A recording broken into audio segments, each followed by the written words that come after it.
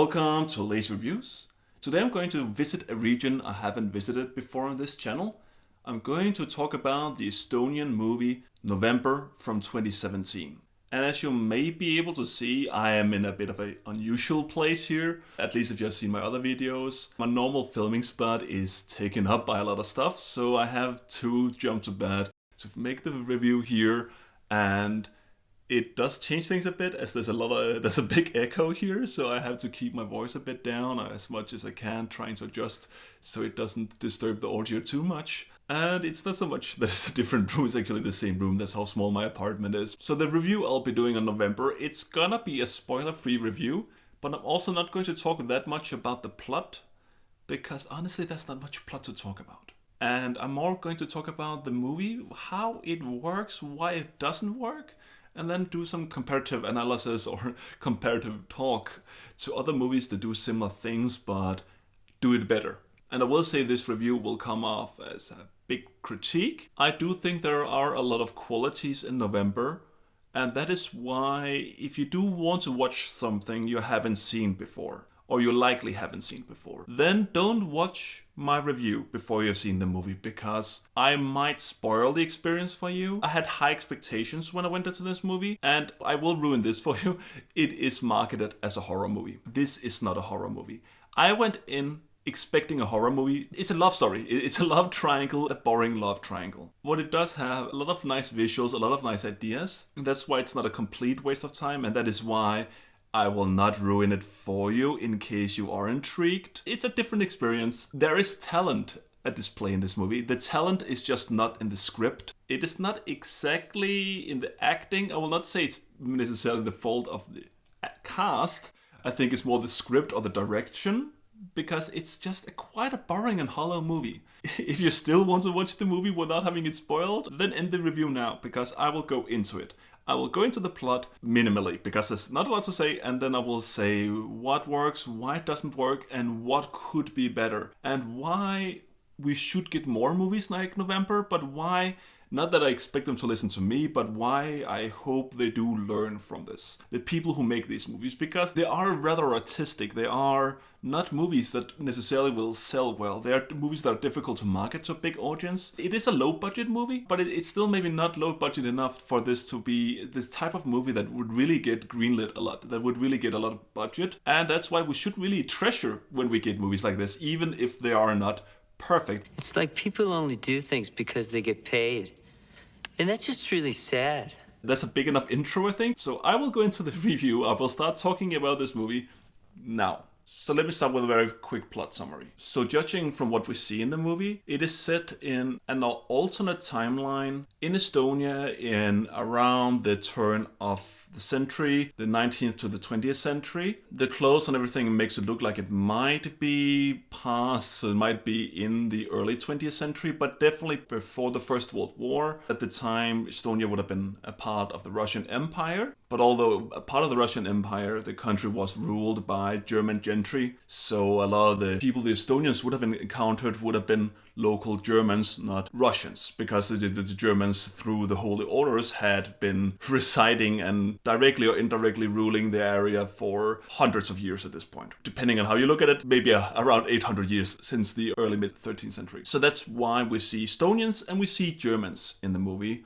We don't really see Russians. How alternate is this universe? Because this is a fantasy. This has so many unrealistic, surreal things in it that, of course, it's not real history, but it's still adjacent. We don't know exactly when and where this is set, but that's just the overall framework. So it's set in this very rural part of Estonia, where you follow this one girl who lives with her father.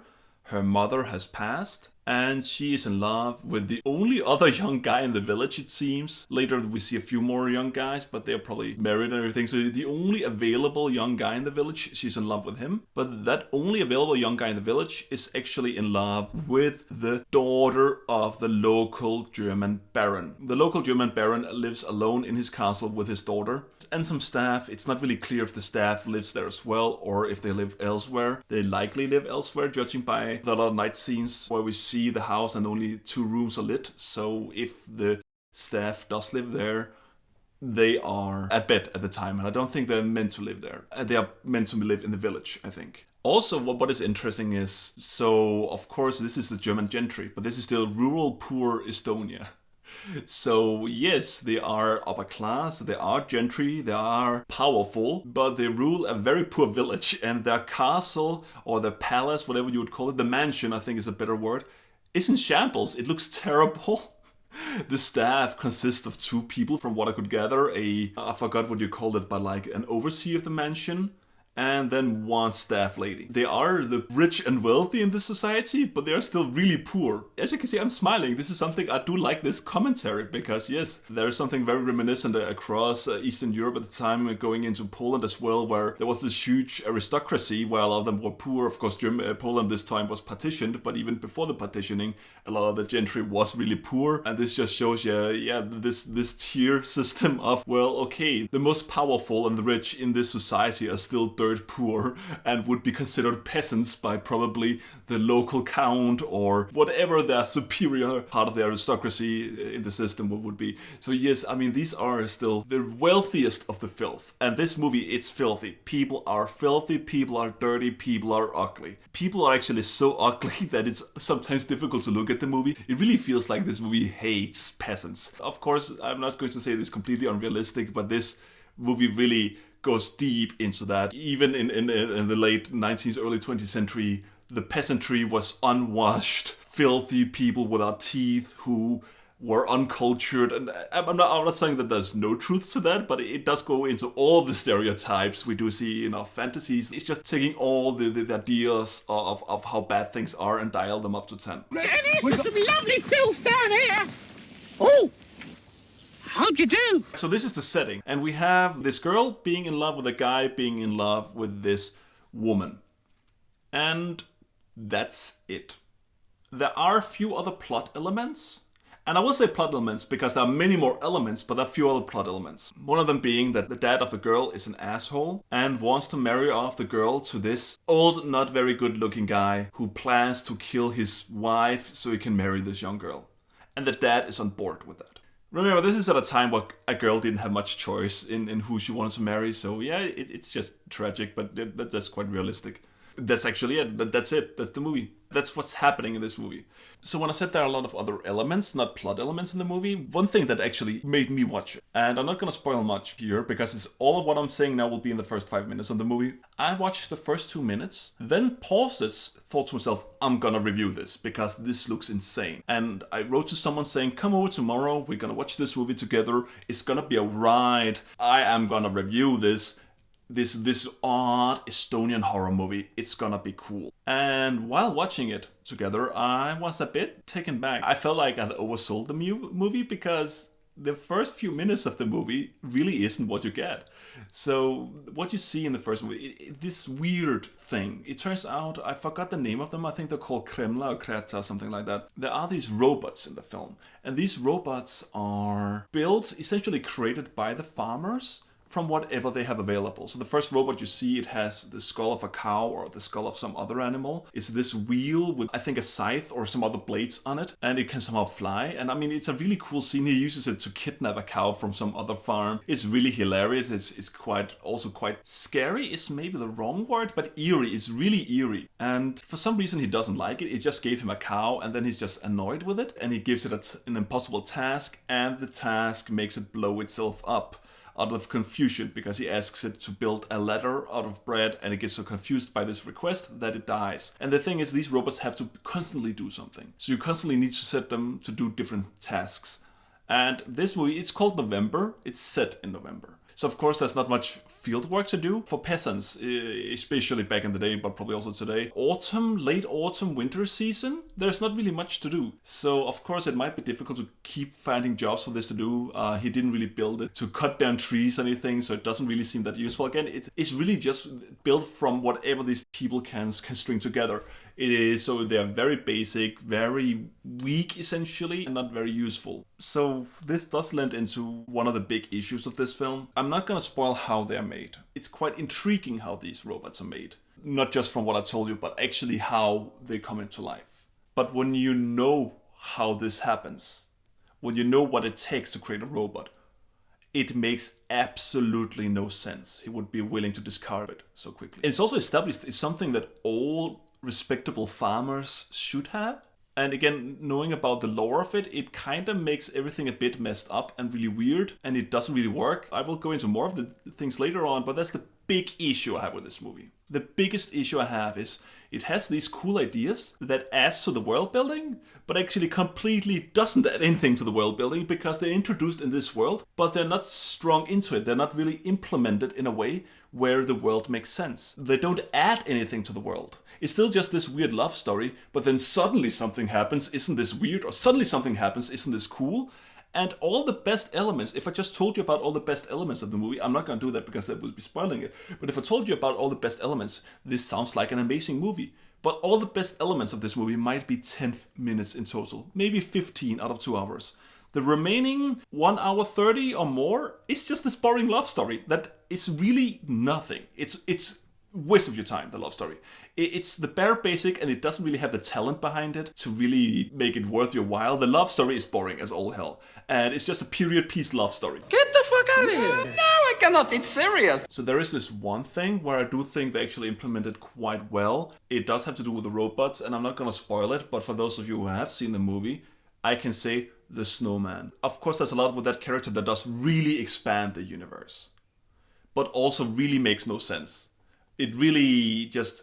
It's fantasy. So it creates this tale. This really cool tale is quite a good moment, but it really doesn't do much in terms of affecting the universe at all, other than just giving this more to it that kind of is cool but has no impact. But of course, the snowman itself is how one of those weird elements is implemented to actually give some meaning to the story. It's not exactly that the snowman does a lot, but of course the creation of it does have consequences for one of the characters, so I can see how this is where you take the art and tie it in with the movie, but that's more of the exception. These robots, they are introduced in the beginning and are mostly forgotten, and it's more just the idea of how they're created that's introduced a bit later, but also only used in 2 scenes. How they're created, it's cool, it's nice, it's well thought out. It has some great visuals, really used much in the movie. It's not used well in the movie. It feels pointless in some ways.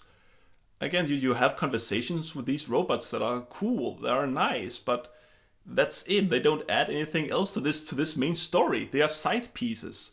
It almost feels like a sketch show, because so much in this movie happens that has no real consequences. At one point, they encounter a plague, and how the plague is introduced, and how it's dealt with, and how the consequences are. Again, it's 5-10 minutes. It's some good scenes you have there. I think it's 2 or 3 scenes. The scenes are good, but they have no relevancy for the movie. Cut this out. You could remove this from the movie, and the main plot would be the same. My point is, all these elements, all these odd elements, all this mystery you add to it, if it doesn't add anything to the main story, then why have it in there? That is the problem. So if you introduce a really cool gag, but it doesn't do anything, it's just a distraction essentially from the story, then it's just not done well enough. And it ends up being more of a problem, because then, oh no, you realize you have to get back to the story soon, so soon you'll be just watching something boring instead of watching all these cool elements.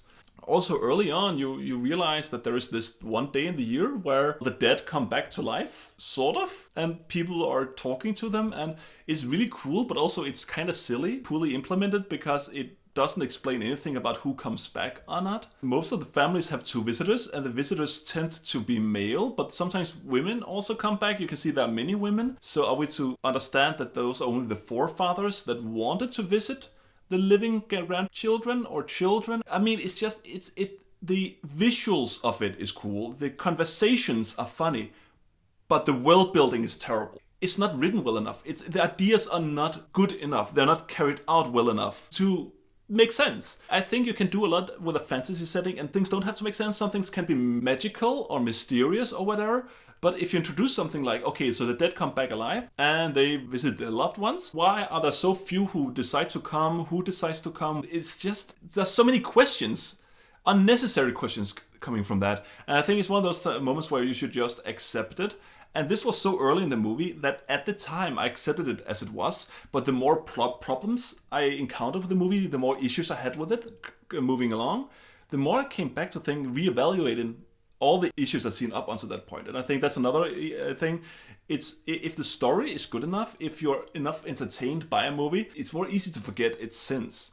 And that's why I think there's so many sins with this movie, because those things are just not good enough. And it's also about attention to detail, and this is one of those things where, well, you could make sense of it, but they just haven't done it enough, worked enough with the details. And there's another element of that. Early in the movie, there's a mention of a silver treasure, but at the end of the movie, it's instead a gold treasure. The same treasure doesn't really make sense. The ending itself, I'm not really gonna talk much about it, but you can do a lot of interpretation with it, because the universe isn't really that well understood. It's just, the problem is it kind of comes off as an art movie, an art house movie in some aspects, but because the basic components of it are just a drama, when the extreme art house elements are introduced and the extreme interpretation is needed, the rest of the movie hasn't really built towards it. So therefore that is also more complex. It just becomes more guesswork, at least from how I experienced the movie. I understand why people would disagree with that. I'm talking about my experience with this film. It is just quite poorly written in many ways. I will have to say this one thing. The person I watched this movie with, she kept complaining about this one element, and I understand why, but she complained about it from one perspective. I'll complain about it from a completely different perspective. Well, also, actually, both perspectives, because she was completely right. So this one character in the movie, it's established that the character is a sleepwalker. And it's established that the character is a sleepwalker, but only when there is a full moon. Again, this movie takes place in November. It's difficult to see because it does thaw, like sometimes it thaws and looks like it's almost spring, but then it's very snowy again, so I think it's only supposed to take place during November. There's no sense of time and place in it at all, so that also does add to some of the problems with the movie. So let's say it takes place in November. This person is seen sleepwalking at least 4 times in the movie, and it might be more. Are you telling me that there are 4 nights where there's a complete full moon? That's one problem. The other problem is that the person has to be saved every time, or the person is about to jump off a roof. Now that person lives with someone else. Why is it that this someone else doesn't tie the person up, or blocks the door, or does something to make sure that the person can't get to the roof every single night there's a full moon? I mean, also, you know when there will be a full moon, you can see it. I mean, people, you can just look up the sky, you can see when the next full moon will be. And not just that, I mean, people would have access to, maybe not these people, but the idea of calendars and everything, it's not like people didn't know about that at the time. Of course, not with the same precision, but anyway. And it just adds to it. That was my viewing partner's big problem with this, that why do they say, it's such a big plot hole. It's honestly such a big plot hole, not just that there is a full moon so often during 1 month, but that this person could be saved instead of being in potential danger. It's really, really, really stupid and contrived. It's only to add drama to it. It's a really...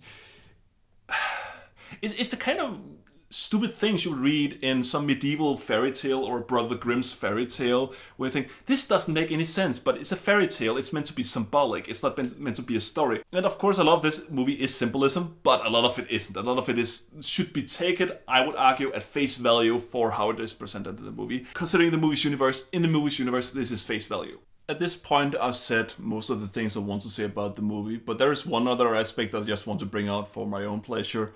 So the film does have this witch character in it. And with her, there is one scene where she is helping out the main character. And in walks this quite dim-witted woman who works in the local church. And she says that she's been stealing from the church coffers because that's holy gold or sacred gold. And if you pay with sacred gold at the pub, the money automatically comes back into your pocket. And here the movie just decides to...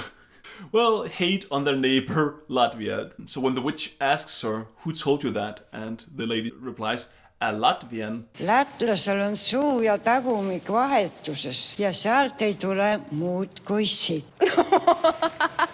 It's quite hilarious, but also just really out of nowhere. And well, it's funny. It made me laugh. But again, I was also so the movie does have good scenes. The movie does have funny scenes and scenes that come out of nowhere. I didn't hate watching this movie. I did have a decent time, but I did feel my time was wasted. I do think that overall this movie just has wasted potential. Something I didn't dwell on, the cinematography is quite good. One thing I really did like was that this cabin that the woman and her father lives in, it's really claustrophobic. It's really, I think, I don't know how tall the ceiling is. I mean, it might even be less than 1.5 meters. It's really claustrophobic. And that does add some good visuals. Some of the other cinematography is good. Nothing spectacular, but it's quite decent. At least it's not bad. The sound design is not used in a way that really furthers the plot or really complements the movie. It really could have been much more than it is. And one thing that also I did, we're talking about cinematography, the movie is just full of day for night. And it's quite hilarious when you have all these night scenes that are supposed to be in the complete dark, and all the trees have shadows, and all the characters just stand in the shadows of the trees at night in this Estonian countryside. Of course, I'm not saying that there can't be any shadows at night, but also some of these scenes, a lot of them are filmed in places where there is no snow, so there's even less to cast backlight that would cause its reflection. So it's just quite funny. I mean, it is a bit hilarious. And I actually don't know if it was done intentionally. They wanted to make it look even more fantasy-like with how they would use shadows in this way, or if it's simply a budget thing that, well, okay, we do want to film a movie and we do want to film it at night, but of course filming at night is really expensive and really complicated, so we'll just film it during the day and have all these shadows. It could be both. I'm not saying that this is a big issue for the movie or anything, but it's something that is very noticeable. This is a movie that has a lot of funny ideas, a lot of good ideas, a setting that itself is quite good, an atmosphere that's quite good, and cinematography that's quite decent, but a plot that really is hollow and shallow and catastrophically boring and just insanely run-of-the-mill. And adding all these extra elements as kind of an icing on this hollow cake, on this thing, it doesn't work. You need more. You need more plot to make this work.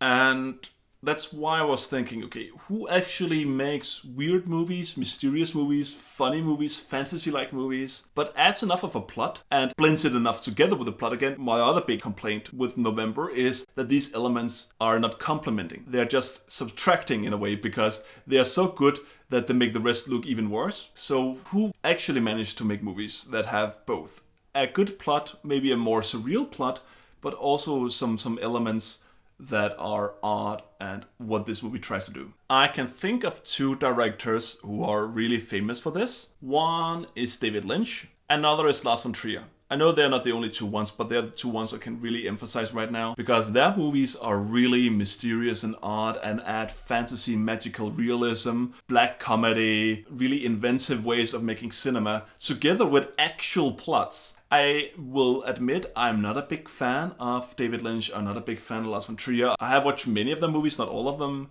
and some of them are good. Some of them are just not my thing. Especially, I would say I watch more with David Lynch than with Lars von Trier, and I would say David Lynch is more miss than hit, with some exceptions. The last von Trier film I watched that I really liked was The House that Jack Built. That's mostly because it's just the majority of it is just this exploitation, this quirky pseudo-magical realist exploitation movie that is quite black comedy-ish. So I really like that aspect. I didn't so much like the ending that's more bonkers. And I can admit that even if I don't find that movies by von Trier and David Lynch to be to my liking necessarily, they are hugely important for the industry. And I want to add another name here. Alejandro Jodorowsky, the man who made Holy Mountain, who made El Topo, who made Santa Sangre. I think I prefer his movies, but his movies are maybe even more odd and more magical and more all over the place, with even less of a plot than David Lynch and then von Trier. That's why I would actually say his would be a bit more of a difficult example, because it's even more trippy.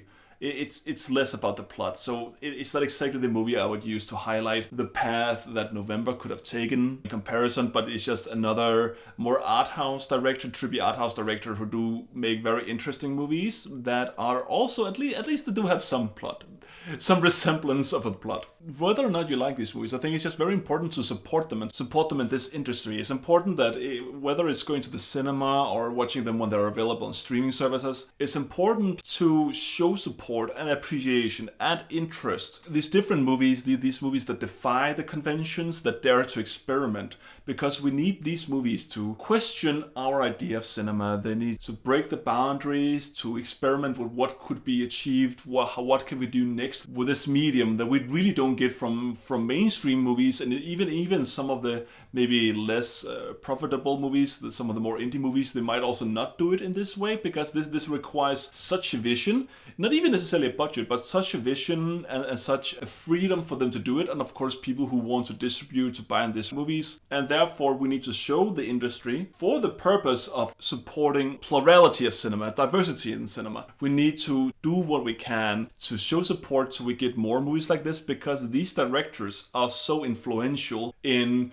bringing the industry forward. They are inspiring in one way or another other people. Just think about how much of the entertainment industry, how much of culture and art has been inspired by Twin Peaks. So without the creative input of movies, I will actually say again, movies like November, but done better, we wouldn't move forward in the same way. We wouldn't even end up with having the mainstream successes necessarily, because even they often take inspiration from some of the not the precursors, but of these movies that came before and dared to challenge the industry and challenge our understanding of cinema and just do what they want. I mean, not just challenge, but also just be bunkers. I mean, it doesn't have to be about challenging, but just dare to have a vision and carry it through. I can see in November that there have been a lot of ideas, this creative input, that they wanted to do something, and something fairly different and fairly unique. And I think it's very commendable. And that's why in the end, even if I don't like the movie, I might even recommend it to you still,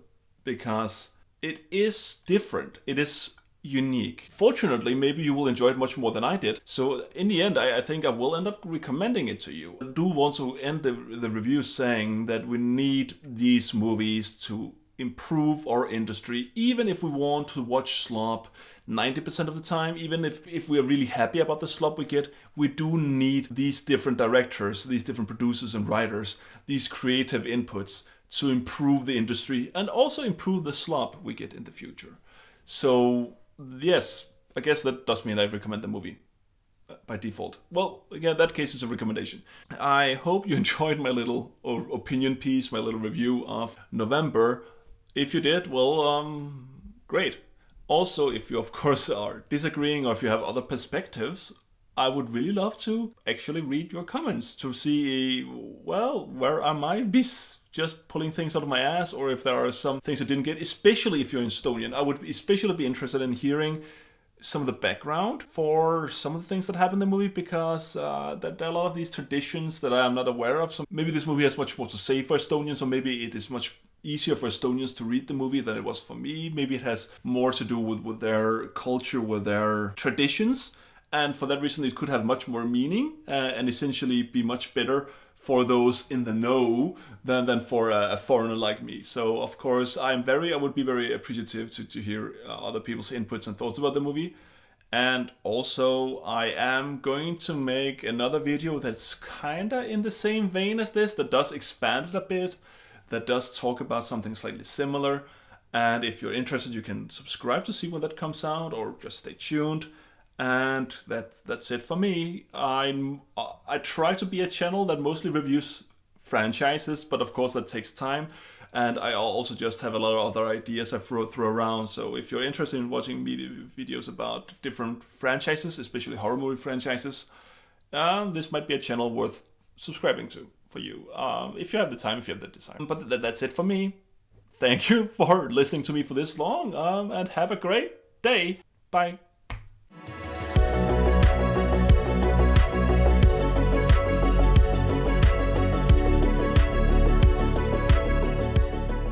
There is one thing, and for those of you who have seen it, I'm not fucking hell, Jesus fuck.